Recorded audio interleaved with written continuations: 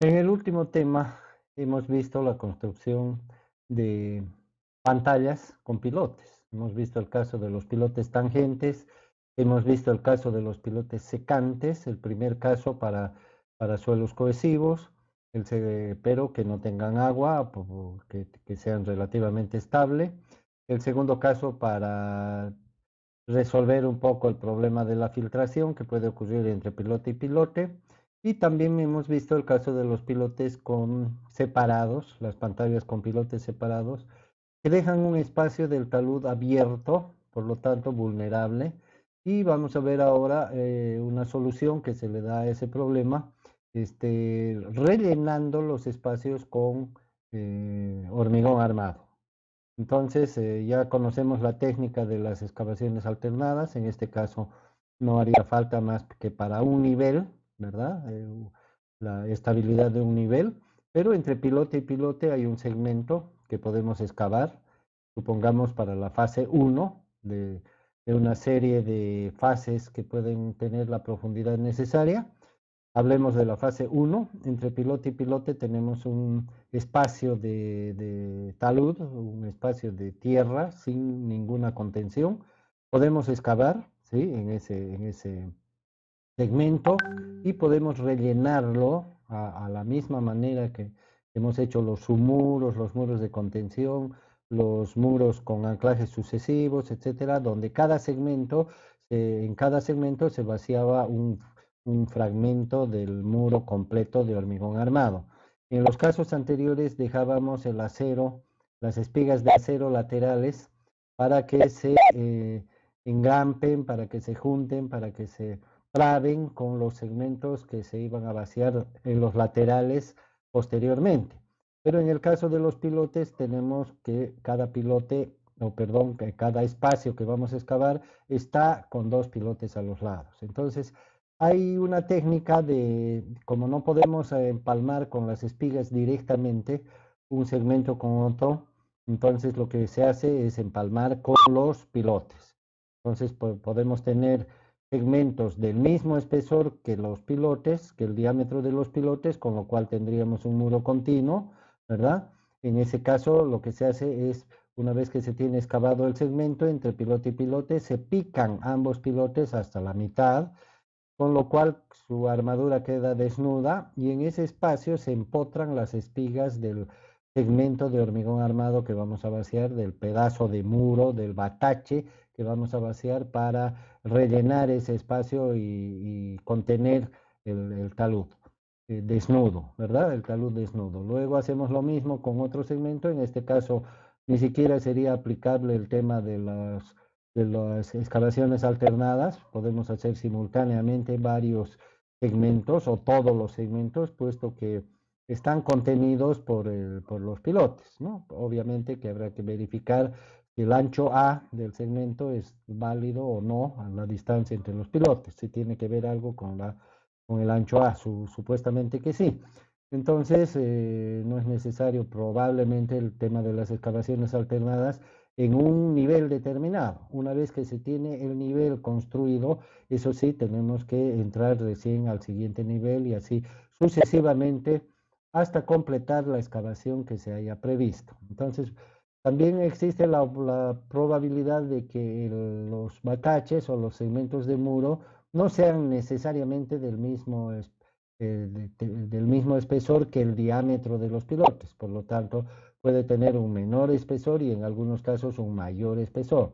Un mayor espesor en los casos en que los pilotes sean pequeños, es decir, de diámetro pequeño. Hay casos, como vemos acá en esta imagen de la derecha, donde los pilotes son pilotines, en realidad se les llama pilotines porque tienen un diámetro relativamente pequeño y entonces el muro se vacía inclusive por encima de los pilotines, como se puede ver, y la armadura es continua, ¿no? Ni siquiera se tiene que excavar alternadamente ni hacer por segmentos, sino que se puede vaciar todo el muro en una sola vez. En la foto de la izquierda, en cambio, vemos más bien que las armaduras no cubren todo el espesor de los pilotes, ¿no es cierto? Entonces, seguramente en el cálculo estructural se ve el espesor del muro no es necesario que se exceda porque no nos olvidemos que los pilotes constituyen la pantalla completa. E inclusive puede haber un diseño y un proyecto en el cual los pilotes por sí solos resistan todo el empuje del talud resultante de la excavación completa, que puede ser de varias fases. Acá también en la fotografía izquierda vemos un encofrado de uno de los segmentos que ya está vaciado, ya está hormigonado. En este caso se tiene que hacer por segmentos porque cada uno de los segmentos está separado de los adyacentes por los pilotes. Obviamente no es necesario hacer la excavación alternada, como bien se ve en esta imagen, donde ya tenemos todos los pilotes descubiertos, inclusive con armadura, por lo menos hasta donde se ve, y los obreros están caminando sobre la tierra que posiblemente en una nueva fase, en una siguiente etapa, también va a ser excavada para repetir la misma operación. Es obvio que las armaduras en el caso del primer nivel tienen que dejar espigas arriba para construir la viga de coronamiento posterior y tienen que dejar espigas abajo, tal como ya se explica en el texto, que se lo hace enterrando en arena de una profundidad tal que cubra la longitud de anclaje que tiene que haber entre las espigas del segmento superior con el segmento inferior. Y entonces cuando se excava el segmento interior se empalma con los segmentos superiores ya construidos. Entonces este vendría a ser el método de la construcción de pantalla con pilotes separados, pero con los espacios comprendidos entre los pilotes rellenados con un muro de hormigón armado construido por bataches y posteriormente, si es que el cálculo lo prevé una vez que se hace cada fase, se puede reforzar, ¿no es cierto? Como ya hemos visto, con vigas que van encima de los pilotes y estas vigas a su vez se anclan en el terreno o con alguna otra metodología, como en algún momento ya se comentó, en algunas obras se ponen apoyos temporales que pueden ser puntales gigantescos o también cuñas gigantescas, como ya hemos visto, prefabricadas inclusive, que pueden permanecer ahí mientras se construye el edificio que finalmente, como ya lo hemos comentado también, el edificio va a ser el soporte final de los taludes e inclusive el refuerzo del muro va a ser el edificio finalmente, ¿no? El edificio cuando ya esté construido con sus respectivas losas, vigas, etcétera. Vamos a ver otro método muy interesante, que es bastante común, aunque un poco complejo para hacerlo en nuestro medio. Sin embargo, no tengo conocimiento de algún proyecto en el que se haya aplicado, pero no creo que tampoco esté muy distante. Es la construcción de pantallas vaciadas en el mismo sitio. Es decir, se vacía la pantalla completa, no se hace una excavación por niveles, ni tampoco una construcción de la pantalla por niveles, primer nivel, segundo, primera fase, segunda fase, tercera fase, no, sino que se hace la pantalla completa. Es decir, parecido al tema, la idea es parecida al tema de los pilotes, ¿no es cierto? Los pilotes tangentes, por ejemplo, se perfora el hueco, se vacía el pilote y al lado, inmediatamente, a manera de hacer una barrera, se hace el siguiente pilote y así sucesivamente, y de esa manera, como los pilotes están hincados o, perdón, tienen una longitud que es mayor a la que se va a excavar, por lo tanto, están empotrados en el terreno cuando ya se termine la excavación, entonces queda la pantalla construida por elementos que están uno al lado del otro, que en ese ejemplo son los pilotes.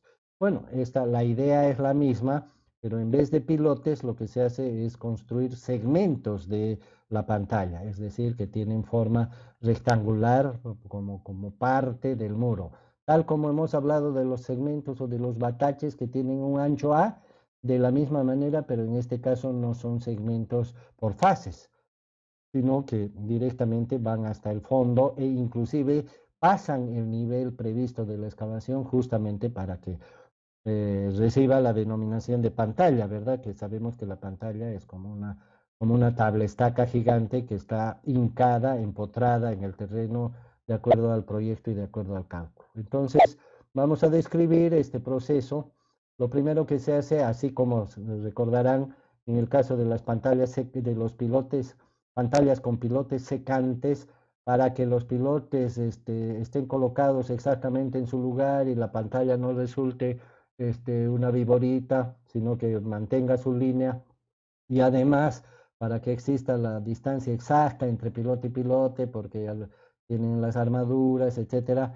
Del mismo se hace una especie de guía en la parte superior para que cuando se perforen los huecos para los pilotes, el operador y los que dirigen el trabajo tengan una precisión al indicar dónde exactamente tiene que hacerse la perforación, de modo que resulte bien. Lo mismo en este caso, como en vez de perforación se va a hacer una excavación de un equivalente al segmento de un pedazo del muro que va a ser la pantalla, del muro que va a estar empotrado y que por eso se llama pantalla. Entonces lo primero que se construye es un elemento que se llama murete guía. En el anterior caso le llamamos solamente guía, en este caso es un murete guía que, como se ve, primero se excava una zanja de una profundidad, que sé yo, relativa, proporcional, digamos, al tamaño de la pantalla y al espesor de la pantalla, ¿no es cierto? Mientras más grande sea la pantalla, también más grandes van a ser sus segmentos y por lo tanto y las máquinas también, la maquinaria que va a hacer la excavación, por lo tanto tendrá el murete guía, seguramente tendrá mayores dimensiones y una mayor profundidad, generalmente hasta unos 50 metros, desde 1 hasta unos 50 metros de profundidad y un espesor suficiente como para que aguante el trajín del trabajo de la excavación, ¿no es cierto? Donde una máquina muy grande va a entrar y va a salir por el hueco, por la zanja que se está viendo aquí en la fotografía. A la izquierda tenemos obreros preparando las armaduras del murete y a la derecha tenemos una parte del murete ya construida. Quiere decir que la pantalla va a tener este espesor, ¿no? Porque la máquina que va a excavar justamente va a profundizar esta zanja, con la diferencia de que, claro, a mayor profundidad ya no va a haber murete, ¿no es cierto? Va a estar el terreno solo. Entonces, fíjense, esta es la primera etapa del trabajo. A continuación, una vez que se tiene el murete guía, se hace un replanteo y se determina de dónde a dónde van los segmentos A, ¿cierto? Los segmentos de ancho A. Habrá en este caso segmentos 1 y segmentos 2, y más o menos como en el caso de los pilotes secantes, había una secuencia, ¿no es cierto? Un pilote sí, otro no, un pilote sí, otro no, y después se hacían los intermedios y cada uno con sus características. En este caso también la cosa va parecida, pero los segmentos en realidad no se superponen como en el caso de los pilotes secantes, sino que se traban entre sí. Por lo tanto, los segmentos 1 tienen una forma y los segmentos 2 tienen otra forma. Ambos son de sección rectangular, pero en sus bordes pequeños, unos son salientes y otros son entrantes, justamente para que haya una trabazón. Ahora, en cuanto a la construcción, una vez que se perforan los segmentos, una vez que se excavan los segmentos, en ambos extremos laterales se colocan unos tubos que se llaman tubos junta, que justamente sirven para moldear la excavación, porque la excavación va a tener una sección rectangular. Y como acabamos de decir, si ponemos un segmento rectangular y otro a su lado, sin ninguna trabazón, porque en este caso no va a poder ir a una armadura con espigas, entonces no habría ninguna conexión entre ambos segmentos y esto sería una fisura, ¿no es cierto? Una separación, una junta separada y como la construcción bajo tierra es bastante compleja, entonces no es exacta, quiero decir, no es tan precisa, no es tan pulcra como uno se imagina, entonces el agua va a salir por ahí, etcétera, igual que en el caso de los pilotes tangentes.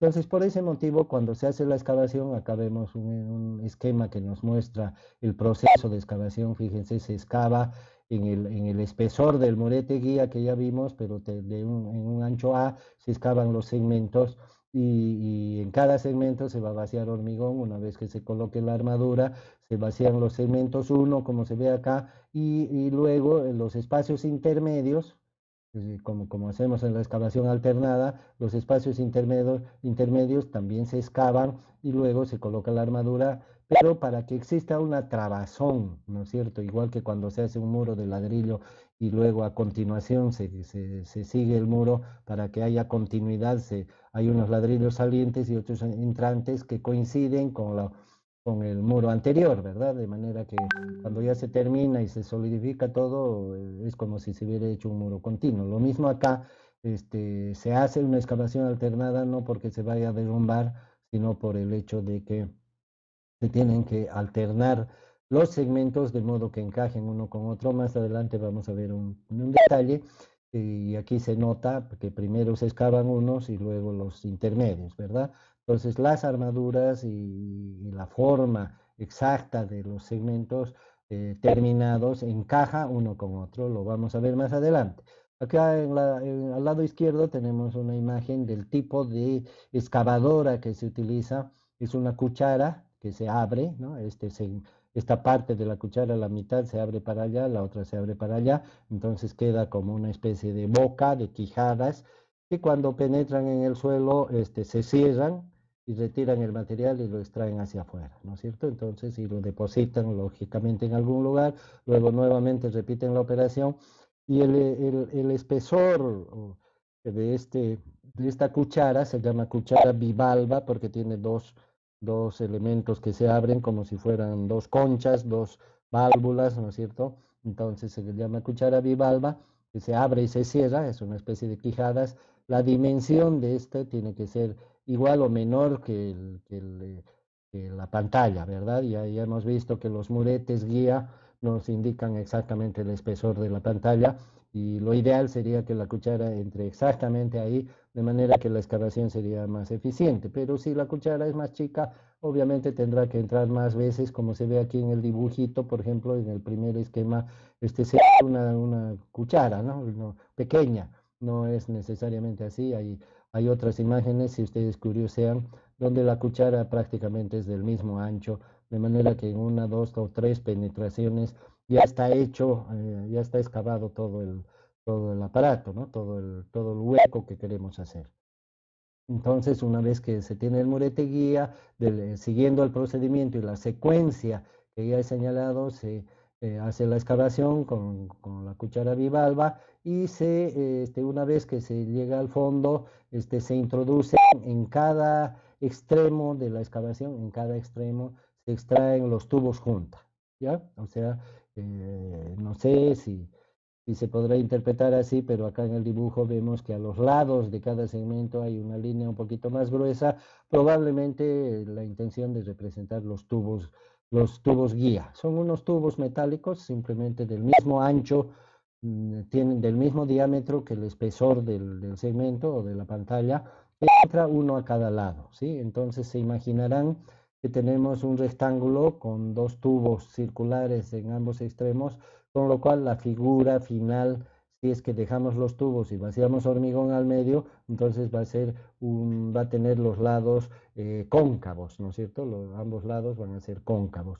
Se introduce la armadura para que la armadura no toque el fondo, porque ustedes saben que siempre en toda estructura debe haber un recubrimiento y con mayor razón en el caso de las estructuras de hormigón armado que están bajo tierra por la humedad y todo eso. Entonces, para que la armadura, que es gigantesca y muy pesada, que se la mete con una grúa, no se aplaste al asentar con el fondo, porque estamos hablando de muros o, perdón, pantallas de 20 metros de profundidad, 25, ¿no? No hay una limitación, la única limitación es la capacidad de las máquinas que se dispongan. Por supuesto, mientras más grande la pantalla, más grandes las máquinas para poder hacer las excavaciones y la grúa que va a levantar la armadura que es muy pesada, etcétera, ¿no? Entonces se introducen los tubos guía, se introduce la armadura se la cuelga en los muretes guía, por eso los muretes guía habrán visto que tienen también armaduras, son de hormigón armado, tienen que tener cierta capacidad resistente, principalmente para colgar la armadura, porque mediante pasadores, ¿no? Que traspasan la armadura y se asientan en los bordes de los muretes, porque después el murete no sufre ninguna, si es que la cuchara bivalva no le toca al hacer la excavación, no sufre ningún esfuerzo. Entonces, toda vez que ya está hecha la excavación hasta la profundidad deseada, se coloca la armadura va a quedar colgada sin tocar al fondo, seguramente con un espacio libre de unos 10 centímetros por lo menos, que va a ser el recubrimiento de hormigón y luego se introduce por el medio de la armadura un sistema TREMI de vaciado del hormigón desde una gran altura y se vacía el hormigón, ¿verdad? Puede ser con lodos, como ya hemos visto, y el lodo va siendo expulsado hacia afuera. Generalmente va a ser así por las grandes profundidades de las que estamos hablando. Es casi inevitable la presencia de agua y la posibilidad de derrumbe en una excavación tan delicada. Entonces el agua se expulsa con el lodo y el lodo se expulsa con el hormigón, ¿no es cierto?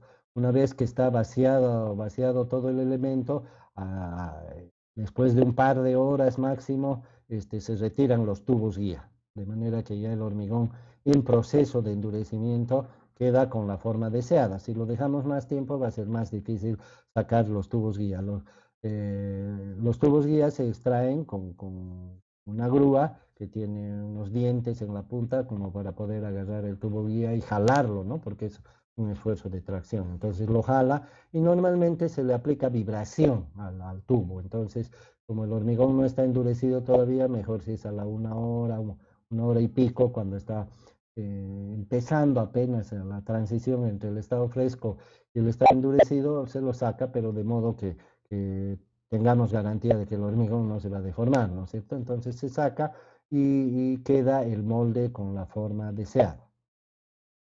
Acá vemos de qué manera queda, por ejemplo, un segmento ya vaciado de hormigón. Acá vemos de qué manera el tubo guía va a dejar un molde, una especie este, de arco, ¿no es cierto?, por donde va a entrar la armadura. Aquí vemos la armadura saliente y por supuesto la otra armadura es entrante, ¿no es cierto?, es entrante. Entonces esto es lo que deja el tubo guía que estaba acá y se lo ha sacado. En este caso podemos ver que el tubo guía no tiene el mismo diámetro que el hormigón. No sé si estaba diseñado así, que este es el recubrimiento, a este lado se ve un espesor de hormigón por sobre la armadura que aparentemente es uniforme y en cambio aquí parecería un rebalse del hormigón. Pero como vemos, el tubo guía ha dejado este espacio justamente para que la armadura que tiene esta forma saliente entre ahí, ¿no es cierto? Y obviamente la armadura de los segmentos 1, que ya está vaciado en este caso, es más bien entrante, ¿verdad? La armadura debe ser en esta otra dirección. No se la ve, pero la estoy indicando, ¿no? En esta dirección. Por eso es que se diferencian los segmentos, las armaduras son distintas en ambos casos, solamente distintas en sus extremos, ¿no? Porque el resto seguramente es parejo. También vemos que la armadura tiene algunos separadores. Esto ocurre en toda la sección y en toda la profundidad para mantener el espesor constante del segmento de pantalla. Entonces, imaginémonos que esa es la posición final de este segmento de armadura y luego se va a vaciar hormigón acá. Por lo tanto, el hormigón nuevo va a estar empotrado, relativamente empotrado en el hormigón antiguo y aquí vemos también que sobresalen las armaduras seguramente para hacer la viga de coronamiento encima de todos los cementos cuando ya estén vaciados. Acá tenemos otra escena en la que se observa que se está vaciando el hormigón. Aquí está el tubo guía, fíjense, está el tubo guía saliendo acá, se lo ve. El segmento es bastante ancho porque no se ve el otro, pero se está vaciando mediante el sistema TREMI, fíjense el hormigón, ¿verdad? Y una vez que esté semi endurecido, se saca el tubo. Imagínense un tubango, ¿no? Porque el diámetro, el espesor, etcétera, es grande. Por eso se utiliza maquinaria muy pesada. Bueno, ese sería el método. Obviamente después se hace la viga de coronamiento y si es que la pantalla ha sido diseñada para resistir todo el empuje de la excavación, entonces sencillamente el siguiente paso sería excavar hasta la cota de excavación. Si no es así, entonces se excava por niveles y se va reforzando la pantalla. La pantalla se puede reforzar con cuñas, con puntales temporales o también se puede poner anclajes en la pantalla. En este caso, directamente al hormigón de la pantalla, no necesita vigas ni nada por el estilo, directamente en el hormigón de la pantalla que traspasen hasta el terreno, de manera que lo anclen a él. Otro método es el de la construcción de pantallas, pero esta vez prefabricadas. significa que en vez de vaciar los segmentos de segmento en segmento acá, en vez de vaciarlos en el sitio, los vamos a tener ya vaciados previamente y los vamos a introducir. Obviamente en estos casos de prefabricación, este segmento va a ser distinto de este otro, ya no es indispensable que se tenga esta forma, ¿verdad? Puede tener distintas formas, si ustedes curiosean un poco van a ver que hay distintas formas de hacer traves, igual que el machimbrado de un piso, ¿no es cierto? Una madera entra y otra madera tiene, una madera tiene un entrante, otra madera tiene una saliente, etcétera. Del mismo modo, hay muchos diseños en los que puede haber un entrabado acá, porque ya es un trabado entre sólido y sólido, ¿no es cierto? Ya no necesitamos un molde, sino que ya viene fija la forma de cada segmento. Solo sí que tiene que haber segmentos uno y segmentos 2 para que traben. Y primero tenemos que poner el segmento uno, luego el segmento 2 contiguo y luego el segmento 3 para que sea fácil la trabazón, ¿no? Podría ocurrir que si ponemos dos segmentos dejando un espacio al medio, tengamos problemas para introducir el que tendría que estar entre ambos, ¿verdad? Por las razones obvias, es un trabajo de magnitud, entonces no podemos hablar de una precisión muy exacta. En algunos casos se utilizan también un sellado. Una vez que está construida la pantalla, se sellan las juntas. Y ya sabemos que las juntas, sea cual sea el método de construcción, peor en el prefabricado, que son espacios claramente separados, pueden permitir el paso de agua, por más que tengan alguna forma especial, ¿no es cierto? Y en este caso, igual, por más que engranen, en el caso de los vaciados en sitio, por más que engranen, siempre el hormigón viejo con el nuevo no se van a trabar, y peor si no tienen una armadura que los conecte. Entonces, el tema de las pantallas prefabricadas es igual.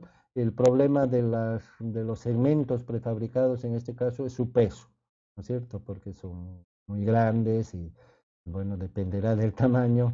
Y en algunos casos, por ejemplo, algunos constructores no prefabrican toda la pantalla, es decir, prefabrican la armadura, pero no le colocan todo el hormigón, sino solamente el hormigón que va a quedar expuesto, es decir, la longitud del elemento prefabricado en su parte de hormigón es igual a la profundidad de la excavación expuesta que va a quedar, y la parte que va a ir empotrada en el terreno, que supongamos que sea, qué sé yo, 3, 4 metros, 5 metros, la parte que va a ir enterrada en el terreno, entonces esa parte solamente va con armadura, de manera que una vez que está hecha la perforación, el hueco, se introduce el segmento de pantalla a la altura que tiene que ser, y el fondo va a estar solamente con fierro, sin hormigón, y por el sistema TREMI con un ducto que ha quedado en la prefabricación, en medio de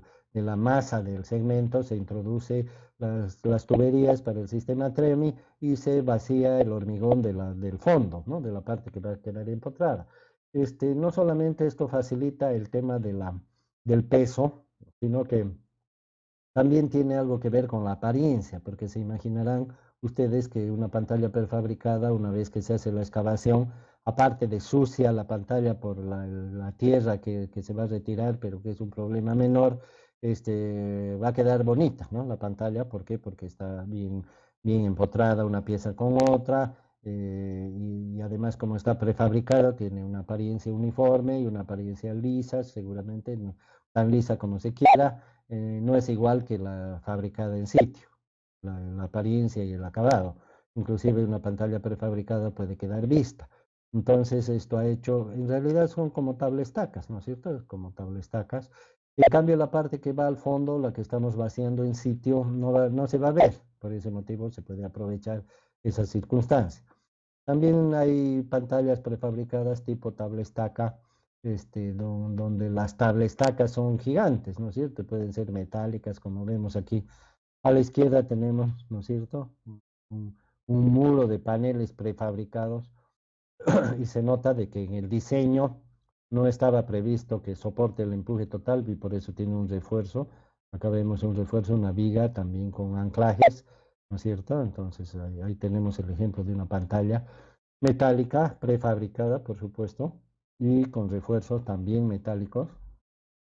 Aparentemente es para un edificio, seguramente esto va a quedar enterrado o va a quedar como parte del nuevo edificio, puede quedar si es que es un edificio en que las partes de abajo del mismo no van a tener mayor connotación en cuanto a su apariencia. Y acá a la derecha tenemos una pantalla de hormigón prefabricada por lo que se ve, ¿no es cierto? Porque no se notan juntas horizontales, a pesar de que la imagen está sacada a gran distancia, pero no se notan juntas horizontales, lo cual nos muestra que son elementos continuos, ¿no es cierto? Y sí se nota algo de separación lateral, pero lo uniforme del color sugiere la prefabricación, ¿verdad? Porque en el vaciado en sitio siempre hay manchas y desigualdades. También se nota un anclaje, ¿no es cierto? Un refuerzo en el tercio superior y abajo se nota algo que no llego a captar qué es exactamente. Hay otros métodos, sí. Uno de los métodos más populares en los países muy desarrollados, en los que lo que vale es el tiempo, es este método de la construcción ascendente-descendente. Es un interesante método, si gustan lo investigan un poco y en la clase de la sesión virtual nos lo comentamos, ¿no? Pero de momento solamente lo mencionamos.